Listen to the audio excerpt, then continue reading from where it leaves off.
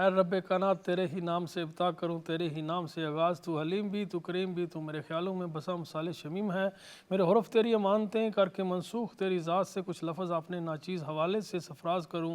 ये तख़य्युल की और आने भी हैं बख्शिश से री खाक सहरा हूँ, मगर चाँद पे परवाज़ करूँ। तेरे ही नाम से आगाज़ करूँ, तेरे ही नाम से आगाज़ करूँ। अल्लाहुम्मा सल्लि अला सय्यिदिना मुहम्मद व अला आलि सय्यिदिना मुहम्मद बिअद्दि कुल्लि दाइन दुआइन व बिअद्दि इल्लतिन व शिफ़ाइन। नाज़रीन, welcome to legal talk programme. जैसे कि आप जानते हैं कि ये लाइव प्रोग्राम इकरा स्टूडियो से एवरी सैटरडे को जो है हम लेकर आते हैं। बीच में कुछ टाइम ऐसा भी आ जाता है जहाँ वहाँ ये प्रोग्राम हम लाइव नहीं लेकर आते, क्योंकि ऑब्वियसली मैं अगर यूके में नहीं हूँ तो ये फिर प्रोग्राम लाइव नहीं आता है। आप जब भी प्रोग्राम देखें, प्रोग्राम की स्क्रीन पे जो है वो लिखा होगा कि ये प्रोग्राम लाइव है, और लाइव प्रोग्राम है तो फिर उस पर जो है वो नंबर भी दिया जाएगा इकरा स्टूडियो का, और उस नंबर पे आप हमें कॉल कर सकते हैं। आपका कोई भी कानूनी मसला हो यूके के हवाले से, या फिर यूरोप में कोई आपका मसला है, या इंडियन सब कॉन्टिनेंट में कोई किसी किस्म का जो है एक कानूनी मसला है, तो हमें आप फ़ोन कर सकते हैं, मैसेज कर सकते हैं। जो लोग हमें फेसबुक पे ज्वाइन कर रहे हैं वो हमें मैसेंजर पे जो है वो हमें मैसेज कर सकते हैं, और हम कोशिश करेंगे कि उनको तसल्ली बख्श जवाब दिया जाए। कोशिश हमारी ये होती है, क्योंकि ये एक जनरल प्रोग्राम होता है, और जो नई चेंजेस आती हैं कानून में यूके के हवाले से, तो हम कोशिश करते हैं कि लोगों को अपडेट किया जाए, और डिटेल जो है वो जो कानून होता है उसकी तो डिस्कशन नहीं हो सकती। जनरल इन्फॉर्मेशन जो होती है वो हम कोशिश करते हैं लोगों को देने के लिए। अगर आपका कोई पर्टिकुलर ऐसा इशू है जो डिटेल में आप डिस्कस करना चाहते हैं, तो फिर आप जो है इकरा स्टूडियो पे जो नंबर दिया गया उस पर कॉल करके हमारा जो है वो नंबर ले लें, ऑफिस का नंबर ले लें या मेरा पर्सनल मोबाइल ले लें, तो फिर आपसे उस हवाले से पूरी डिटेल लेकर आपको प्रॉपर एक लीगल जो एडवाइस होती है वो भी हम आपको दे सकते हैं। नाजरीन, आज का प्रोग्राम जो है ये हमने एक कॉलर है, वो कॉलर ले लेते हैं, फिर हम इस आज के प्रोग्राम का जो है शुरुआत करते हैं। जी अस्सलाम वालेकुम, कौन और कहाँ से? जी अस्सलाम वालेकुम जी, मैं हामिद बात कर रहा हूँ लंदन से। जी तो वालेकुम। जी मेरा क्वेश्चन ये है कि हमने 7 ईयर बेस पे हमारा लगा हुआ वीज़ा, तो जी जी एक्सटेंशन हमारी जो है ना वो 31 दिसंबर को यानी कि वीज़ा फिनिश होगा उससे पहले हमने करनी है। फी वेवर हमने की है 4 अक्टूबर को, हाँ ठीक है, हाँ क्योंकि मेरी आपसे बात हुई थी पिछले महीने, तो आपने कहा था कि वो कर देनी चाहिए, तो 4 अक्टूबर को हमने कर दी। वो मैंने पूछना है कि उसमें टाइम कितना लगेगा, क्योंकि हम ऑलरेडी जो है ना वो पब्लिक फंड हम ले रहे हैं, ठीक है। जी तो जी यूनिवर्सल क्रेडिट भी हमें मिल रहा है, तो ये है कि वो सारा उनको प्रूफ सब कुछ बैंक जो भी सब कुछ है सब कुछ उनको प्रोवाइड कर दिया है।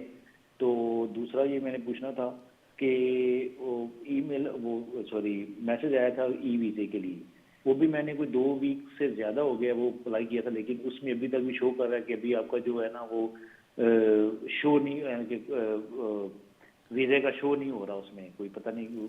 ये मैंने पूछना कि इसमें इतना टाइम लगता है, क्योंकि ई वीज़े का 2 वीक से ज़्यादा हो गया अप्लाई किए हो।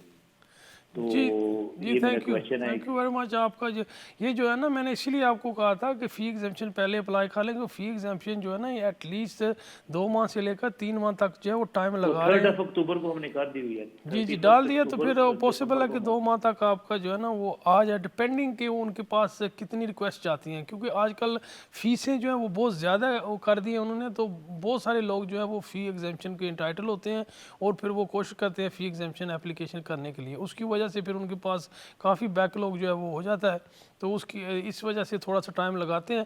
लेकिन उससे आपको कोई मसला नहीं होगा, क्योंकि जैसे आपने फ़ी अगर एग्जामेशन डाल दी है, तो अगर टाइम अगर आपका ओवर भी हो जाता है, जो वीज़े का टाइम होता है आपका, जो वो टाइम ख़त्म भी हो जाए, तो फिर भी क्योंकि फ़ी एग्जामेशन आपने डाली होती है, तो फिर भी वो आपको कवर कर लेते हैं, वो आपको उससे कोई मसला नहीं बनेगा। जहाँ पे जो ये तलक है आपका ई वीज़ा, ये आपने कुछ ना कुछ डेफिनेटली जो है वो एप्लीकेशन जब किया ऑनलाइन उसमें कोई गलती की हुई है, क्योंकि ये इतना टाइम नहीं लगता है। ये ई वीज़ा तो बड़ा जल्दी जो है ना वो आपको मिल तो जाना आपके चाहिए। हिसाब से दोबारा अप्लाई कर लें, वो उसमें तो कोई आप इशू तो ऐसा नहीं करें उसे दोबारा, अगर उसका कोई भी रेफरेंस नंबर नहीं ना आपको मिल रहा, या कोई जवाब है। वगैरह नहीं रेफरेंस आया। नंबर आता है, एप्लीकेशन का रेफरेंस नंबर है, जी लेकिन वो कह रहा है कि ई वीज़े का जो है ना आपका वो अभी तक वो यानी कि स्टेटस शो नहीं हो रहा उसमें, क्योंकि वो शायद कहते हैं कि उसमें हो सकता है कि 2004 के एंड तक शायद आपका क्लियर हो, ये उसने उन्होंने ये उसमें नहीं, यानी कि देखिए बताया अगर हुआ वो है। कह रहे हैं ये तो फिर तो आपको इंतज़ार करना पड़ेगा। दैट मीन्स कि वो कोई ना कोई आपका एक्चुअल जो है ई वीज़ा प्रोसेस हो रहा है, वो कोई क्या वजह है क्यों डिले हो रहा है ये तो नहीं मैं आपको बता सकता, लेकिन उसमें जो अगर वो कह रहे हैं कि ये प्रोसेस हो रहा है तो फिर दोबारा करने की ज़रूरत नहीं है आपको। क्योंकि हमारा 31 दिसंबर को तो वैसे भी फिनिश हो जाना था। जज 35 31 अभी तो काफ़ी टाइम है ना आपके पास। एंड 31 दिसंबर सॉरी, जब हमने नहीं, इसीलिए 31 दिसंबर सब के ख़त्म हो जाएंगे ना। 31 दिसंबर जितने भी हैं BRP कार्ड जो है वो सब के ख़त्म हो जाएंगे, हमारी डेट वैसे ही फिनिश तब भी होती है। और वैसे भी तो ख़त्म मैंने हो रही है। चलो वो तो कोई मसला नहीं है, तो पूछना ठीक था है कि वो आप अगर देख लें। अगर आई थिंक वो हो सकता है कि क्योंकि बहुत सारे लोग भी अप्लाई कर रहे हैं ना ई वीज़े के लिए, तकरीबन ऑब्वियसली सबको अप्लाई करना है, तो ये काफ़ी जो है बैकलॉग हो जाएगी। उसकी वजह से हो सकता है उनके सिस्टम में कोई जो है ना वो डिले हो गई हो, तो वो अगर एज लॉन्ग एज इससे इनके प्रोसेस हो रहा है तो फिर आप इंतज़ार कर लें, इंशाल्लाह हो जाएगा जी। मैंने पूछना था कि अगर खुदा ना खास्ता अगर ये फी वेवर रिफ्यूज कर दें तो उसमें अपील के चांसेस होते हैं, क्योंकि हम पब्लिक फंड ऑलरेडी ले रहे हैं और प्रूफ भी है सारा कुछ, बैंक तो सारे देखो ऑलमोस्ट क्लियर किया इसमें हुआ है। इसमें कोई राइट ऑफ अपील नहीं है। अगर आप बेनिफिट ले रहे हैं तो फिर डेफिनेटली आपको मिलेगा। आपके अकाउंट में जो है ना ये 3,000 पाउंड से ज़्यादा जो है ये पैसे नहीं होने चाहिए, और आपने अपने सारे अकाउंट जो है वो सब अकाउंट जो है ना अपनी और जी अपनी जी, वो वाइफ के आपने बताया था तो या ऐसे ही किया हुआ है। जब या हमने भेजा ना उनको उस टाइम अकाउंट में थे कोई 2,500 था, लेकिन 2,500 इसलिए था क्योंकि वो ऑटोमेटिकली वो जो रेंट है वो आफ्टर 10 दिन के बाद वो चले जाना है। 2,000 तो रेंट ही चले जाना है उसमें नहीं, फाल्तू बैंक वाला। वो इतना पैसा था ही नहीं ना। वो इतना नहीं था कि उसकी वजह से आपको कोई रुकावट हो। तीन या बंदे के 3 लिए ना बंदे हैं जी। आपका तो काफ़ी जो है तकरीबन बहुत ज़्यादा पैसे बन जाते हैं। तो इंशाल्लाह डेफिनेटली अगर आप बेनिफिट में हैं तो वो हो जाएगा। वो जो है ना वो सिर्फ यही देखते हैं कि अकाउंट में जो बंदा है उसके ज़्यादा पैसे ना हो कि वो खुद पे कर सके फ़ीस, अदरवाइज़ उनको जो है वो फ़ी एग्जम्पशन देनी पड़ती है। आप एडवाइज करते हैं कि ई वीजे के लिए वेट कर लें, दोबारा अप्लाई ना करूं? नहीं नहीं, मैं यही कहूँगा आप वेट करें, इंतज़ार करें। अगर वो शो कर रहा है कि कोई प्रोसेस हो रहा है तो फिर डेफिनेटली हो रहा है। उनका कोई जो वजह है मुझे नहीं पता क्या, लेकिन वो इंतज़ार कर लें तो बेहतर है, क्यों अभी तो आपको वैसे भी चाहिए नहीं ना, अभी तो आपके वो पास चाहिए BRP नहीं, वैसे वगैरह। ही 31 दिसंबर को फिनिश हो जाएगा। हमने पहले ही वो फी वेवर कर दी है, और बात आपकी सही है। प्रैक्टिकली तो हमें वो चाहिए नहीं, वो ऐसे ही जा नहीं जा चाहिए, हमारा वैसे ही एक्सपायर हो गया। और ई ठीक है वीजे की हमें अप्लाई, जरूरत ही नहीं है। या ठीक किया, अप्लाई किया हुआ, बस इंतज़ार कर लें थोड़ा सा। थैंक यू नाजरीन। Thank you very much. ये thank you for your call. नाजरीन एक कॉलर थे, ये अपना जो है ना फ़ी एग्जामेशन के हवाले से इन्होंने पहले भी मुझे कॉल की थी, तो मैंने इन्हें कहा था कि अपना जो वीज़ा है उससे पहले जो है तकरीबन 2 या 3 मंथ आप फ़ी एग्जामेशन का एप्लीकेशन डाल दें, क्योंकि फ़ीसेस बहुत ज़्यादा हो चुकी हैं, और अगर आपकी फैमिली है तो फिर पॉसिबल नहीं है कि आप एक्चुअली फ़ीस जो है वो दे सकें, क्योंकि हेल्थ चार्जेस जो हैं वो भी बहुत ज़्यादा बढ़ चुके हैं, इमिग्रेशन चार्जेस भी बढ़ चुके हैं, और फैमिली वाला आदमी जो है उसके लिए अब पॉसिबल नहीं है कि वो अपनी पूरी फैमिली का जो है वो फ़ीसें पे कर सके।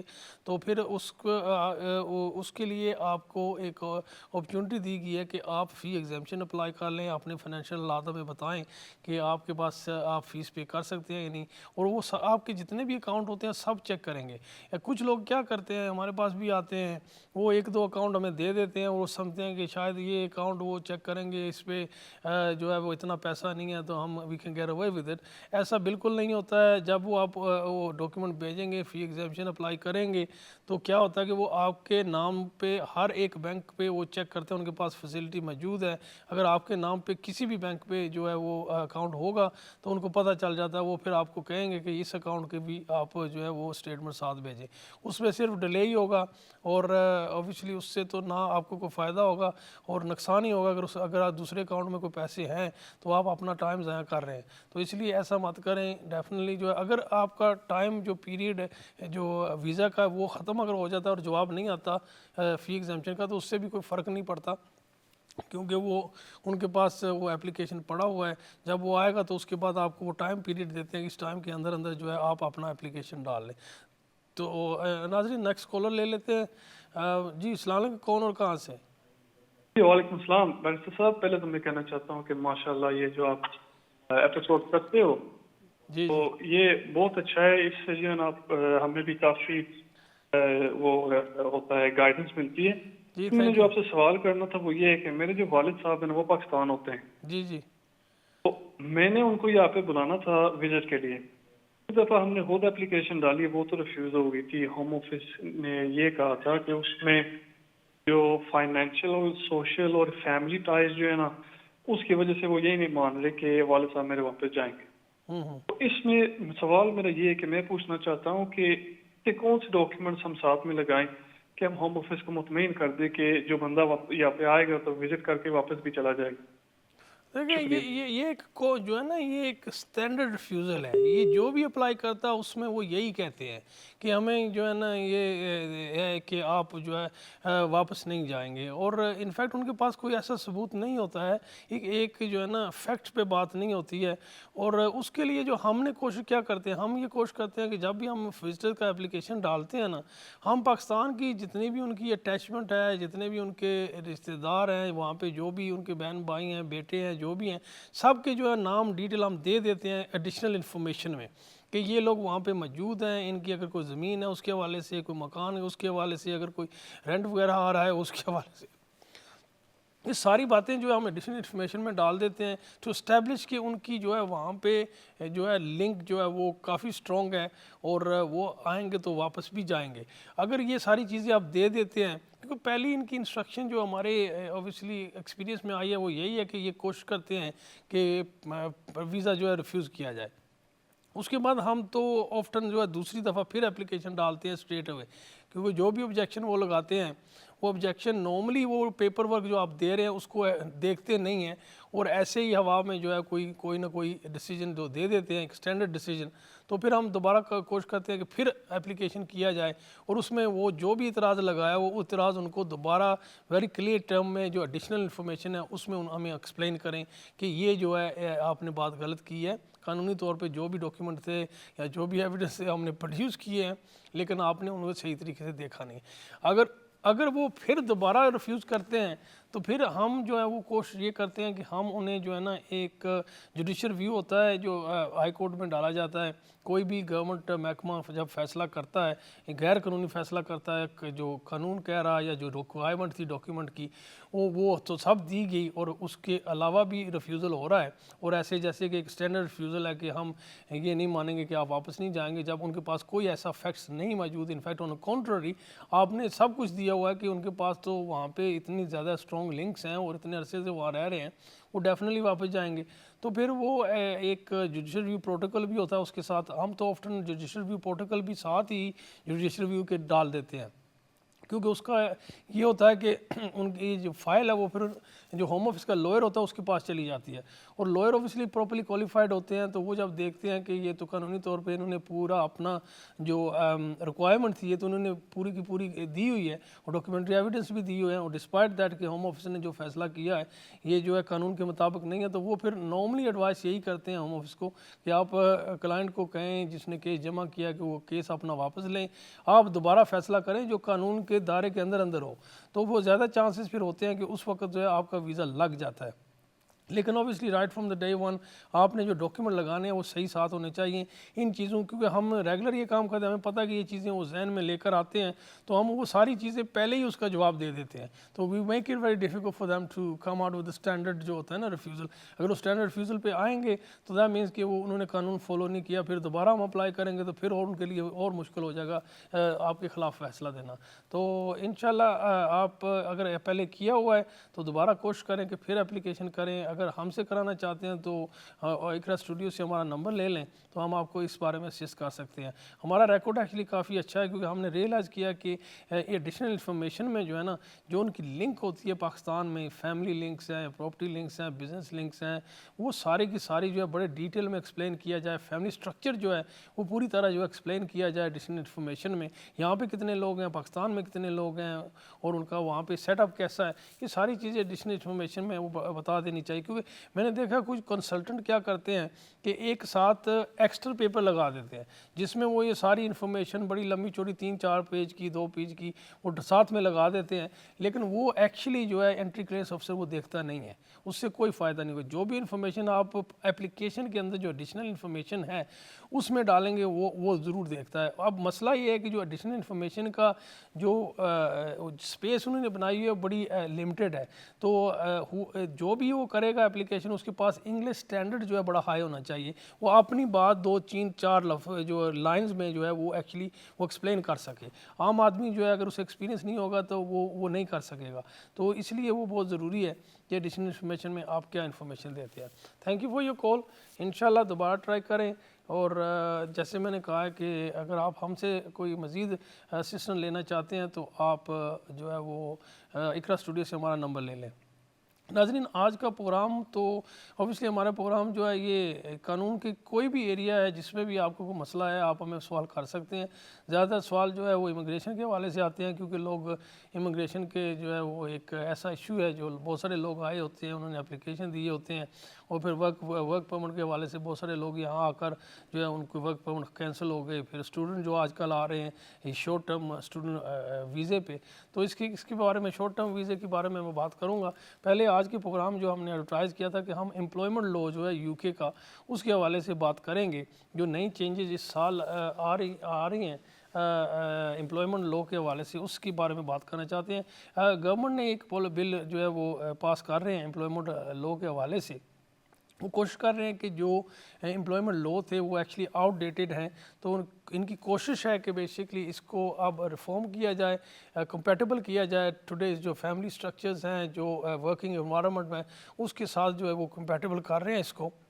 इसमें एक तो सबसे पहले जो है 6 अप्रैल पे दिस ईयर वो 0 आवर का जो था वो उन्होंने जो है वो ख़त्म कर दिया, कॉन्ट्रैक्ट 0 आवर कॉन्ट्रैक्ट जो थे वो ख़त्म कर दिए।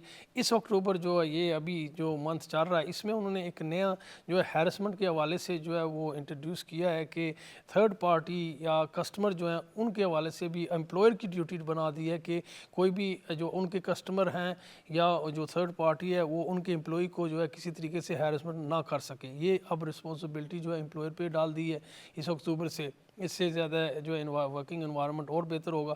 उसके बाद जो है जो प्रेग्नेंट लेडीज़ हैं उसके हवाले से भी राइट्स जो है वो मज़ीद दिए गए हैं। ब्रीमेंट के राइट्स जो हैं वो भी दिए गए हैं और डे 1 से आप फ्लेक्सिबल आवर्स जो हैं वो भी आप सेलेक्ट कर सकते हैं, ये पहले नहीं था। और एक बहुत बड़ा चेंज ये है कि अनफेयर डिसमिसल था, वो दो साल तक आपको काम करते तो तब जाकर आप क्लेम कर सकते थे, लेकिन अब जो नया बिल है उसमें जो है आपको डे 1 से ही जो है आपको ये राइट मिल जाएगा अनफेयर डिसमिसल का। तो और बाकी जो असेसमेंट है हायर के लिए वो भी बेसिकली जो है उसके लिए भी एम्प्लॉयर पे ड्यूटी डाल दी है कि आप प्रॉपर तरीके से जो है एम्प्लॉयज़ की जो रिकॉर्ड है उसे असेस करें, तो उसके हवाले से जो है फिर जो है उनको रिहायर किया जाए। तो ये सारी चीज़ें जो है अब कोशिश गवर्नमेंट की ये है कि ये क्योंकि फैमिली स्ट्रक्चर जो हैं बदल चुके हैं, लोगों की प्रायोरिटी बदल चुकी हैं, वो कानून जो था वो आउट ऑफ डेट था, वो कंपैटिबल नहीं था, तो उन्होंने अब इस जो है कोशिश की है इस साल की ये सारी चीज़ें जो है इवन वर्किंग आवर्स जो हैं उसको भी उन्होंने जो है वो जो पे सैलरी वगैरह है उसमें भी जो एज डिफरेंस गैप है उसको भी उन्होंने ख़त्म कर दिया। और जो वर्किंग बेसिकली आवर्स के यानी कि जो मिनिमम वेज है उसकी मैं बात कर रहा हूँ, उसमें जो एज डिफरेंस है उसको भी वो they trying to get rid of it. और उसके अलावा जो है जो सेट कर रहे हैं फिगर कि सैलरी कितनी होनी चाहिए, वर्किंग आवर्स कितने का जो है मिनिमम वेज वगैरह, तो उसको भी उन्होंने देखा कि इसको जो महंगाई है उसके हवाले से जो है इसको असेस किया जाए और प्रॉपर तरीके से जो है ये अब दोबारा रिवाइज़ किए जाएँ और जो जैसे इन्फ्लेशन बढ़ रही है उस हिसाब से लोगों की जो ज़रूरत है उस मिनिमम वेज उस तरीके से सेटिंग की जाए। और जो ये जो एज वगैरह की गैप दी गई थी कि इतनी एज से इतना मिलेगा, इतनी एज से, ये भी उन्होंने जो है ये ख़त्म करने का ऐलान किया हुआ है। तो अब ये एक्चुअली एक पूरी कोशिश कर रहे हैं कि वर्किंग एनवायरनमेंट जो है इसमें लोगों को ज़्यादा फ्लेक्सिबिलिटी मिले और उनके राइट्स जो है प्रॉपर्ली प्रोटेक्ट किए जाएं। और जो है इसमें जैसे मैंने कहा है कि पेरेंट्स जो है उनको भी राइट दिए जा रहे हैं, जो काम कर रहे हैं उनके बच्चे भी हैं, उनके भी जो राइट्स हैं वो आप डे 1 से जब आप कॉन्ट्रैक्ट करेंगे तो आप वो एम्प्लॉयर के साथ पहले से ही वो फिक्स कर सकते हैं। इसी तरह ब्रीमेंट का अगर कोई इशू आएगा उसमें भी, और प्रेगनेंसी का जो इशू है वो भी आप जो है जैसे ही आप स्टार्ट कॉन्ट्रैक्ट करेंगे उसमें जो है एम्प्लॉयर के साथ आप ये सारी चीज़ें जो है वो सेटल कर सकेंगे। और ये एक्चुअली फ्लेक्सिबिलिटी जो है जैसे मैंने वर्किंग का आवर्स का जो है 0 आवर का, ये भी अब जो है वो आप डे 1 से कर सकते हैं। और उसके बाद ओबियसली जैसे मैंने कहा कि अनफेयर डिसमिसल है तो they making easy for the employee कि वो वर्किंग इन्वायरमेंट में ही फील्स बेसिकली उसकी आसानी के साथ उसकी जो डेली एक्टिविटीज़ हैं या फैमिली जो रिस्पॉन्सिबिलिटी हैं उसके साथ वो अब वर्किंग जो इन्वायरमेंट है वो कंपेटेबल हो जाए। तो ये अच्छा मूव है, बेहतर मूव है ये। Obviously will improve the relationship between employer and employee, और जो एम्प्लॉई होते हैं वो एक्चुअली फिर अपनी जो प्रायोरिटीज़ हैं उसमें जो है वो जो है वो एक्चुअली बड़े तरीके से जो है वो मैनेज कर लेंगे, और उनको भी ऑब्वियसली काम करने का फिर जो है वो मज़ा भी आएगा, और अपनी रिस्पॉन्सिबिलिटी जो है उसको भी सही तरीके से जो है वो हैंडल कर सकते हैं, फैमिली रिस्पॉन्सिबिलिटीज़ भी और वर्क भी, और उसमें जो है बेहतरी आएगी काम में भी उनकी, क्योंकि जितना एम्प्लॉई हैप्पी होगा इतना ही वो बेसिकली बेहतर आउटपुट जो है वो देगा। तो ये एक अच्छा मूवमेंट है यूके गवर्नमेंट का। तो इसके अभी हम जो है वो टाइम हो रहा है ब्रेक का, तो ब्रेक के बाद हम दोबारा आएंगे, और मैं जो है ये स्टूडेंट वीज़े का जो शॉर्ट टर्म स्टूडेंट वीज़ा है इसकी बहुत सारी हमें कॉल्स आती हैं, बहुत सारी इन्फॉर्मेशन लोग मांगते हैं, और पाकिस्तान में भी हमारा दफ्तर है, मैं रिसेंटली पाकिस्तान से भी आया, वहाँ पे भी बहुत सारे कंसल्टेंट जो है इस काम को बड़ा तेज़ी से जो है वो तो कर रहे हैं। तो ब्रेक के बाद हम इसके बारे में बात करेंगे, तो स्टे ट्यून विद अस, इंशाल्लाह मिलते हैं आपको ब्रेक के बाद।